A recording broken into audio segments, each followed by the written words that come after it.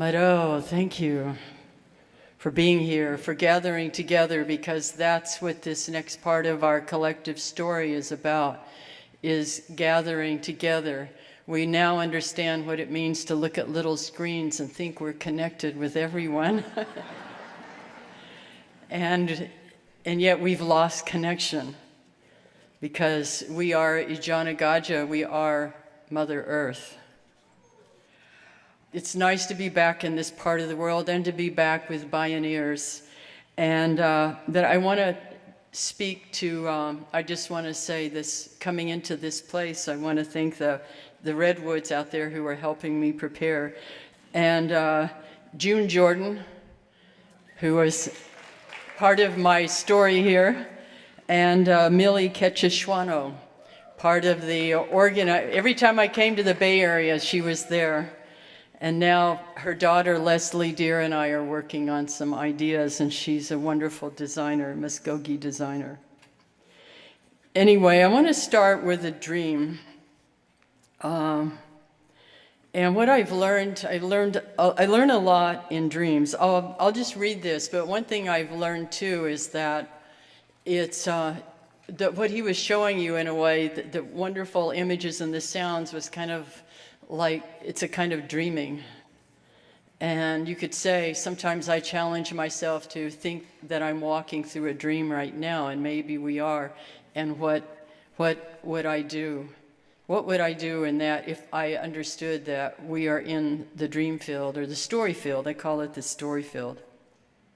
The story field. When I was young in my poetry making, I was a mother to 2 young children with a full-time job and tending to what my art demanded. I was beset by dreams that were appearing more and more dimensional and real. I was as awake in them as I was in my living. In one of my dreams, I was taken by a guardian far above the earth. Earth was dressed in blue and green. She was lit from within. I was enveloped in a lush darkness that extended forever to eternity. Space was not empty. Rather, there was a profound depth of sound presence, like an echo stacked within many layers of echoing. There were blues that don't exist in everyday earthly existence. Stars and planets gleamed like giant colored diamonds. I was in a circle of exquisite belonging. When I looked closer to the detail, I saw a lit field of stories. They were all over the world through all time. The stories were continually shifting in shape and color. Where there was kindness, there was light. Meanness made upheaval. There were those who created light and shared it, and others who stole and devoured it. Every story that ever happened made an imprint on the field. The past was just as mobile as the present and future. Everyone's thoughts, dreams, and actions were motivated by the story direction. And when I say everyone, also the animals, the plants, the stones, the winds. Everyone's thoughts and dreams and actions were motivated by this story direction. The energetic particles around and through everything were made of what we Muscogee people called anagechka, or love. It is a fierce love that is strong enough to compel to beauty and right action. It is a love beyond what is fully comprehensible by any singular mind. We need all of our minds to comprehend us. It is happening now.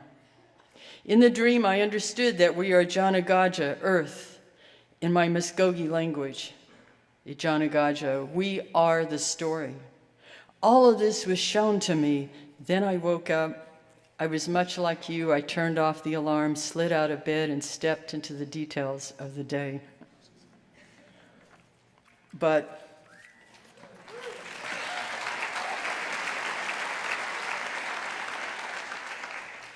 I believe that's our natural way of knowing and being, and in the presentation just before, we saw some of that.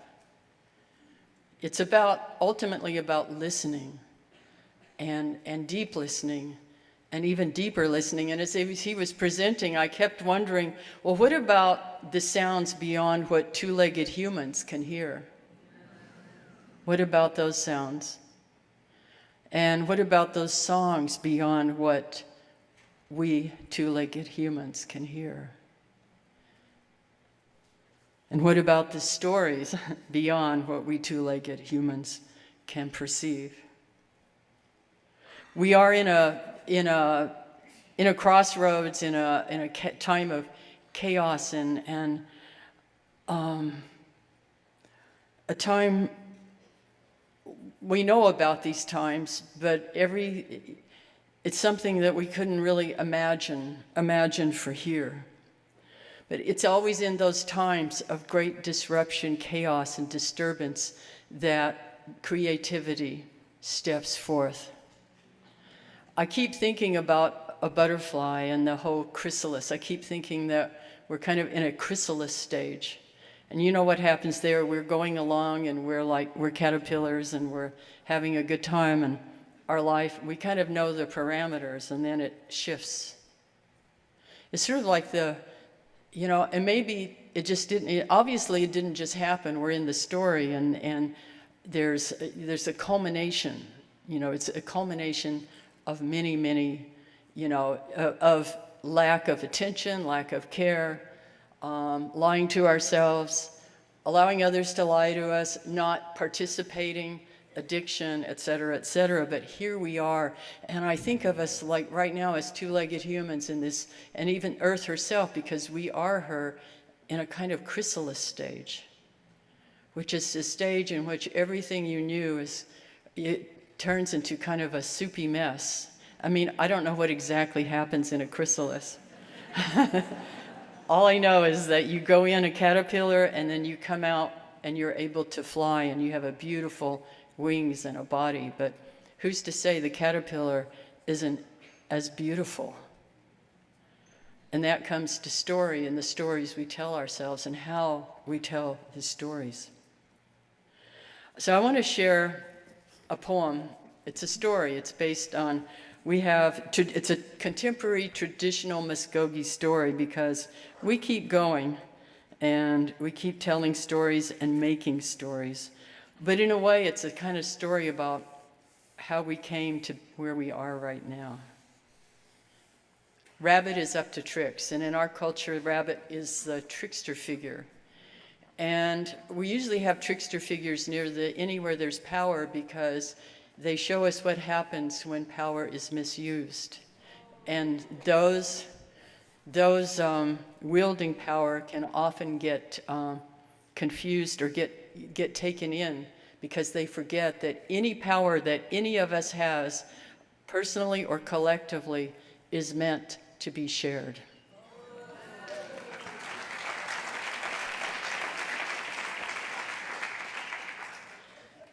Rabbit is up to tricks. In a world long before this one, there was enough for everyone until somebody got out of line. We heard it was Rabbit, fooling around with clay in the wind.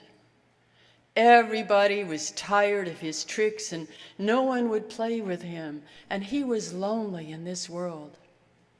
So Rabbit thought to make a person.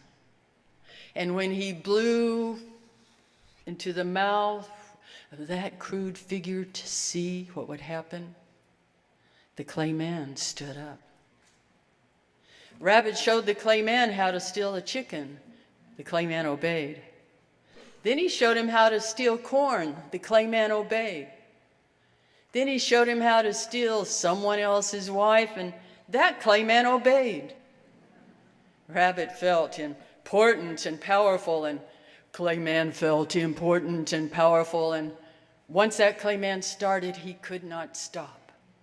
Once he took that chicken, he wanted all the chickens. Once he took that corn, he wanted all the corn. And once he took that wife, well, he wanted all the wives. He was insatiable. Then he had a taste of gold. He wanted all the gold. Soon it was land or anything else he saw. His wanting only made him want more. Soon it was countries, then it was trade. The wanting infected the earth. We lost track of the purpose and meaning of life. We began to forget our songs, our stories. We could no longer see or hear our ancestors or talk with each other across the kitchen table.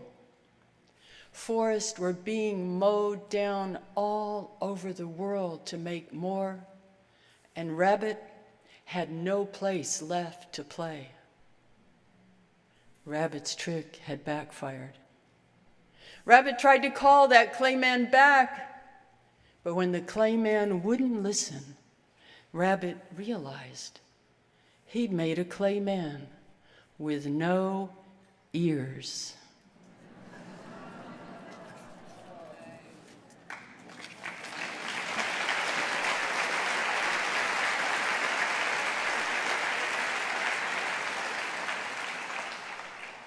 I think what poetry and music and those people, I have many teachers and mentors, many of the human ones gone, and plant mentors, the Pacific Ocean. I lived and raced canoes in Oahu for 11 years.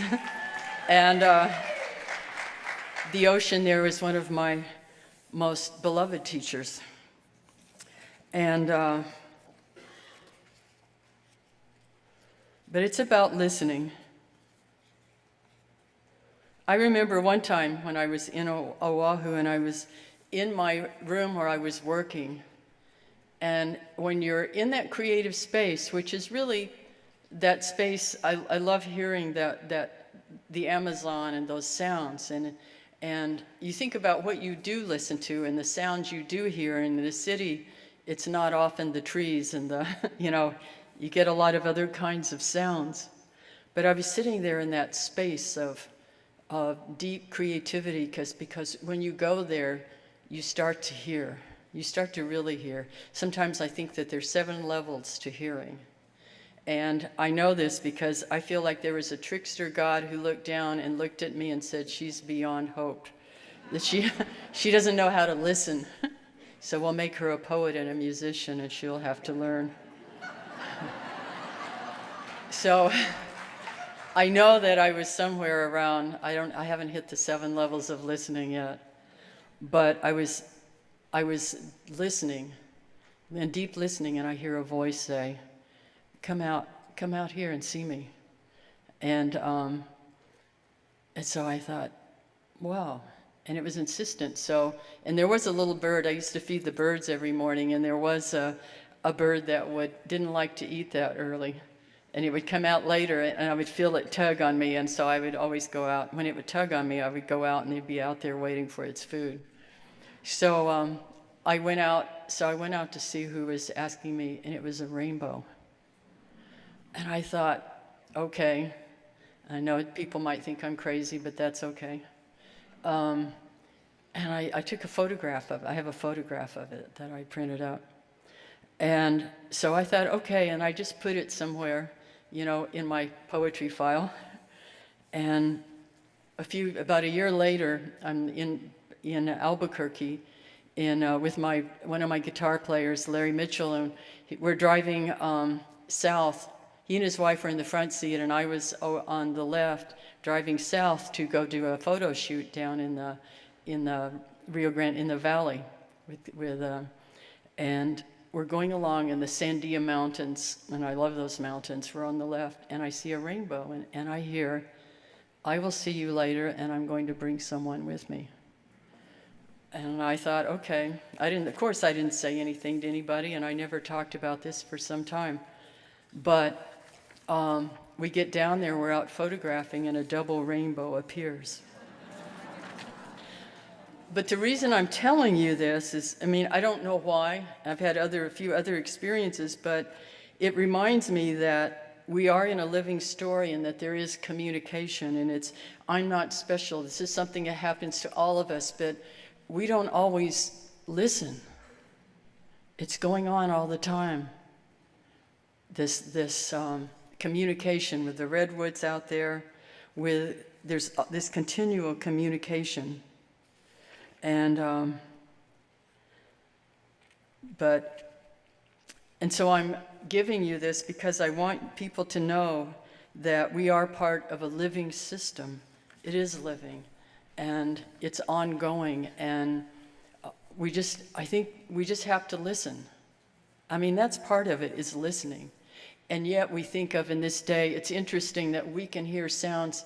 When I grew up, we had radios. We had local stations. And the big deal was when I got a little transistor radio and I could take it to bed and listen. But we can hear all kinds of sounds now. But I think what this time is requiring of us, because I think what happens when the caterpillar goes into that chrysalis state, it's in deep listening. To imagine what's possible, to imagine becoming.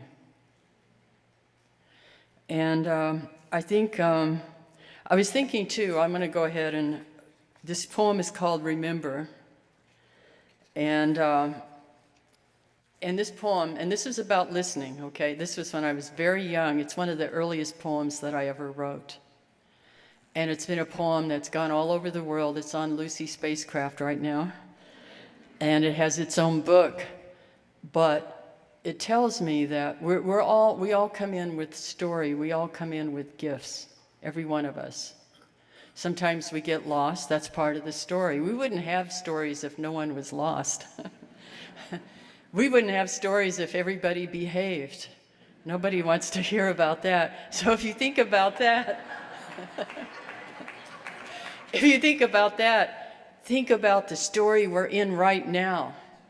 What an amazing and terrible and beautiful story we are all in together. And we are all part of what's going to happen, and we all have a part in which way the story will go. Everyone has a part in which way the story will go.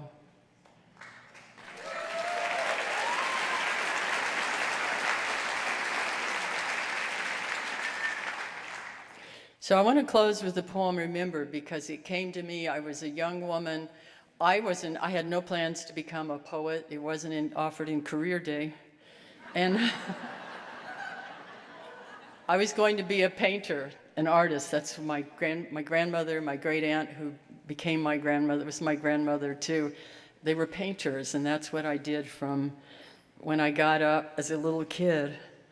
And this poetry thing came at me, and I finally had to give up and say, yes, I'll do it, although I didn't understand it, and I still don't totally understand it, except that it's how I move through the world, to carry something with me that is beyond what I know and understand.